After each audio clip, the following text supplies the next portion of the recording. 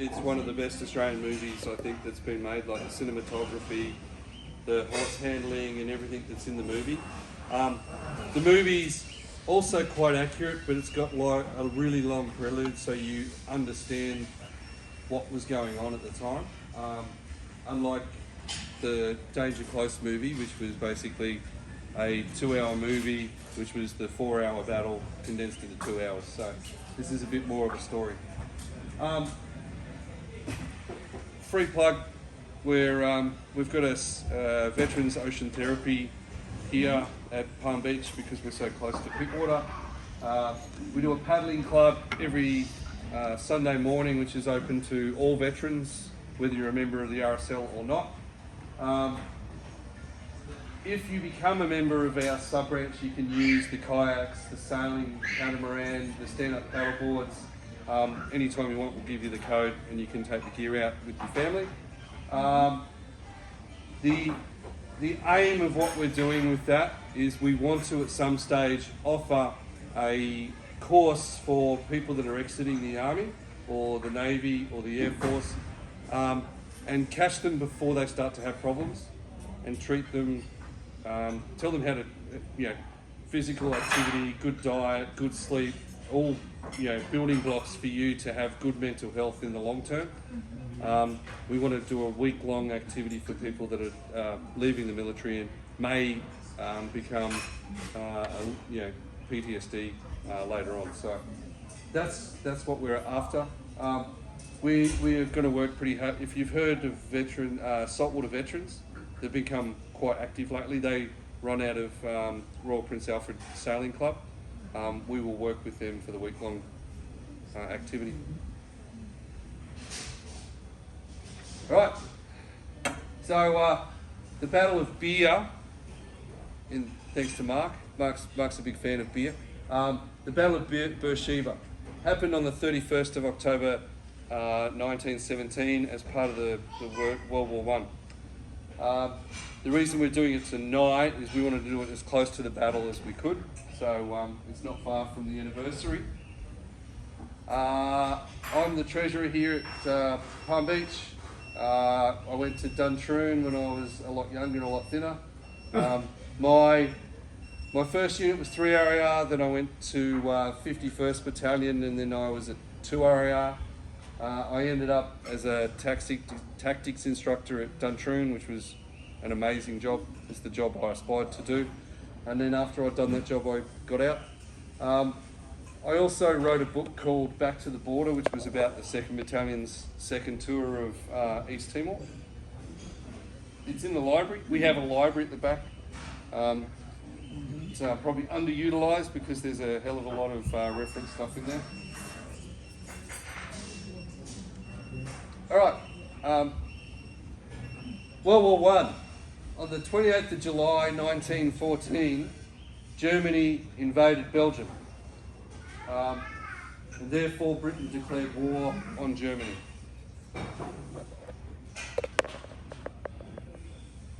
In October of that year, the Ottoman Empire joins the war alongside Germany and the Austria-Hungary. So you see here how physically large the Ottoman Empire was. So it's all the Middle East, right the way down both the Red Sea and the Gulf.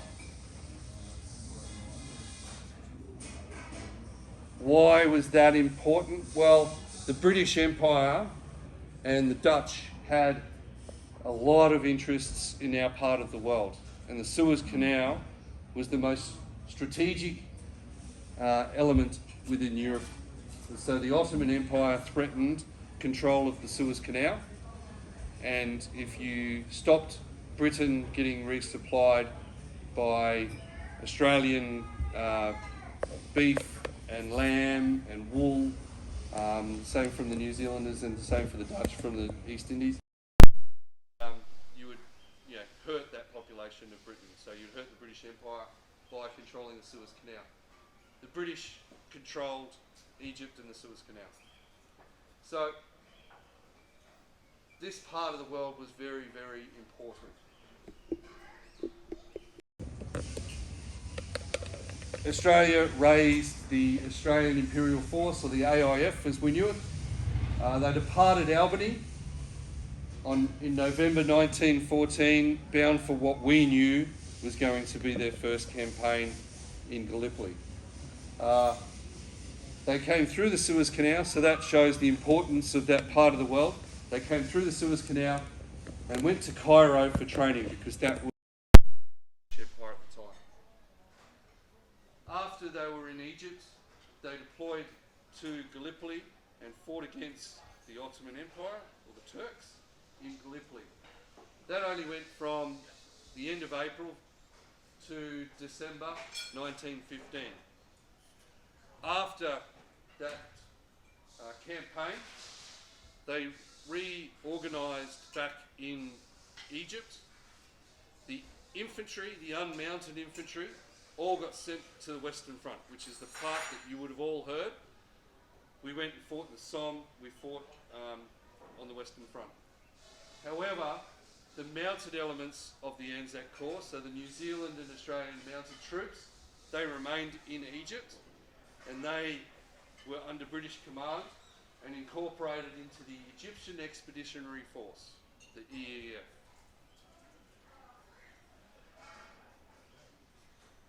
Their role was to secure the Sinai Peninsula and protect the Suez Canal. They were ordered to push the Ottomans and the Germans out of the Sinai Peninsula and push them back into Palestine, and then they were ordered to continue to push them out and secure Jerusalem. The strategic area was Gaza. Topical at the moment. It's in the news. It's obviously been a place that's been strategically important for a long time for the military. There was 2 failed attempts to take Gaza. When the British failed the second time, they reorganised the forces, they changed the commander, they beefed up the amount of assets that was available for them, because this was so important for them, and they decided to go through the back door, which is to go through Beersheba and use the water in the desert that was available at Beersheba to push around the back and cut Gaza off. Starve Gaza, stop Gaza from resupplying from Jerusalem, and seize Gaza that way. So Beersheba is inland quite some distance from Gaza, but they knew that if they took Beersheba, they could move around and cut access from Gaza to be resupplied and starve Gaza off.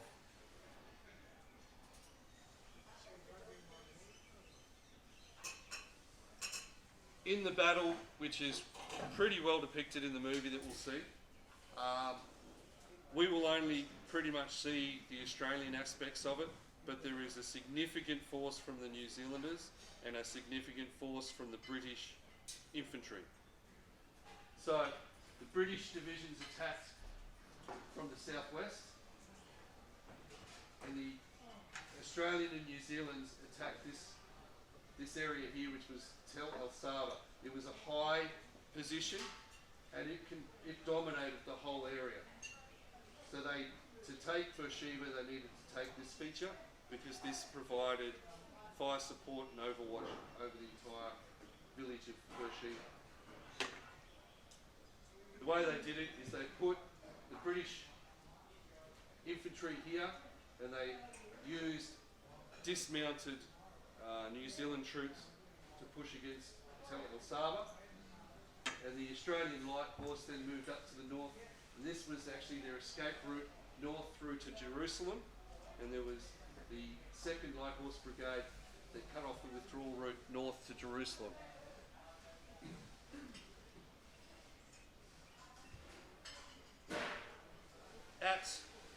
Not long before sunset on the day that this battle occurred, the commander, and you'll see it in the movie, the commander decides it's going too slow.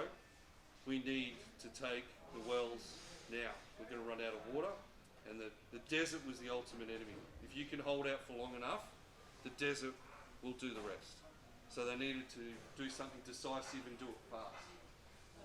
So they decided to charge as a cavalry charge. They were, the Australian light horse were not cavalry. They didn't have swords, all they had was bayonets. The element of surprise was that the enemy did not think that they were going to charge because they were infantry soldiers who got to the battle on horses, dismounted, and then assaulted on foot. So that's what they expected to do. And that's pretty well depicted in the movie. The cavalry charge itself was the most dominant act in warfare for centuries. Absolute centuries. So from the 7th century where it was first developed through to the 15th century, whoever turned up to the battlefield with the most heavy horse cavalry would win. And quite often it would be a negotiation, and if you turned up with more heavy horse cavalry, you would win the negotiation, you would win the land, and the battle might not even occur because it was such a dominant tactic of warfare. So from the 7th century through till 1415, it won every time. You turn up with 1,000 heavy horse against 400 heavy horse, you win. The negotiation would often happen because you were going to win. The Battle of Agincourt between the British and the French in 1415 was the first time that a superior force of heavy horse cavalry was defeated. Has anyone seen Richard V? There's a Shakespearean play and a movie. The speech that King Richard gives at the Battle of Agincourt. The inferior group that was there, he inspired them to fight on. If you've seen the the movie Braveheart, the movie Braveheart pretty much steals for the effect of the movie. They pretty much steal what tactics happened that day. They used pikemen. So what they would do is they would just sit down with these long pikes and spear the horses as they came in. It was the first time that tactic had been used successfully against superior forces. So from the 600s through to the 1400s, heavy horse cavalry dominated. This was the first big defeat, and people learned from it. So they used the terrain. It was very, very muddy and boggy and hard for the horses to actually get a speed up. They used pikemen, as I said, and strong discipline, which the movie Braveheart actually shows that pretty well, but it's stolen from the Battle of Agincourt. You'll find lots and lots of stuff named after Agincourt. It was part of the 100-Year War between England and France. But not long after the Battle of Agincourt, when they first got defeated, in the late 1400s, so still maybe 2 generations afterwards, firearms, muskets, rifles started to be invented. They were brought in from the Chinese, who knew how to make gunpowder. First appeared in the Ottoman Empire in 1465. Self-loading rifles came about not long before the First World War. Machine guns were quite some time. The Gatling gun was in the American Civil War. But from the time that rifles have been invented, they have dominated warfare. So it's the end of the era. Heavy horse cavalry charges and swords stopped, and rifles started. It was around the 1400s. So by the time we get to 1917, this is absolutely outdated tactics. You don't do a cavalry charge against artillery, machine guns and rifles. Right? So that's why it was so successful, because the element of surprise stopped the enemy from thinking that they were going to charge. It has been, it's debatable, but it's quite commonly referred to as the last successful cavalry charge in history. So yeah, hundreds and hundreds of years this is dominated, and it was this battle and the Australians, who weren't cavalry, that have been that have been said to be the last. There is some debate. There has been other events. There's some in World War II. There was a Polish horse-mounted group that on the first day of the Second World War launched attack, which diverted the tanks for a small way. They got destroyed, so it was a defensive move, and it wasn't successful. But there has been other events. There's a movie called 12 Strong. Yeah. So they even say now that was a cavalry charge. Not quite. Like they had rifles. This was something that was done with bayonets and hand-to-hand combat. So that's why it's so significant. It was such a turning point within warfare forever.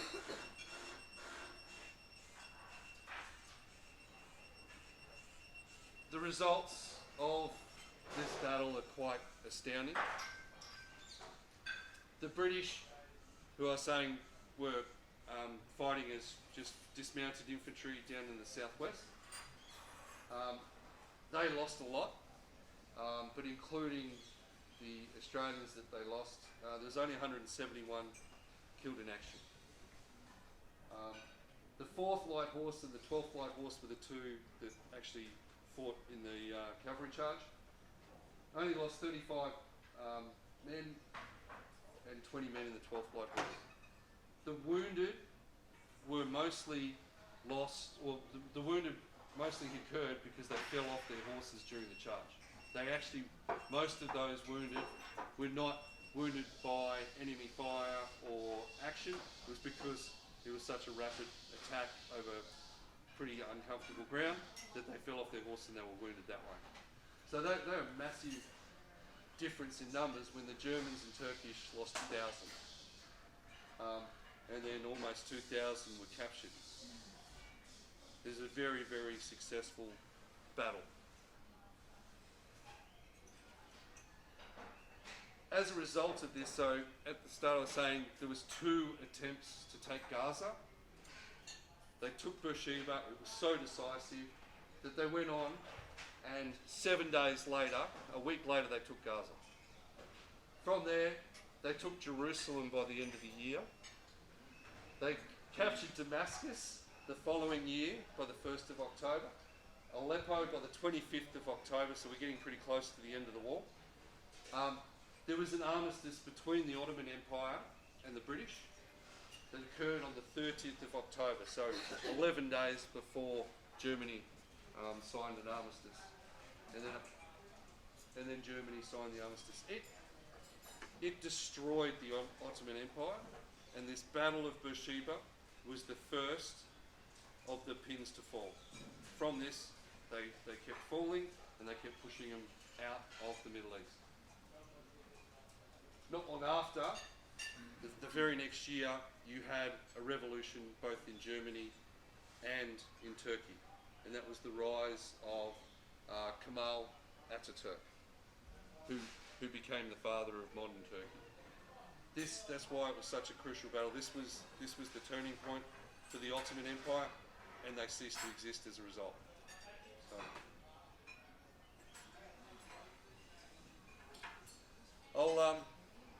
if you want to grab a drink or something, and I'll turn the movie on.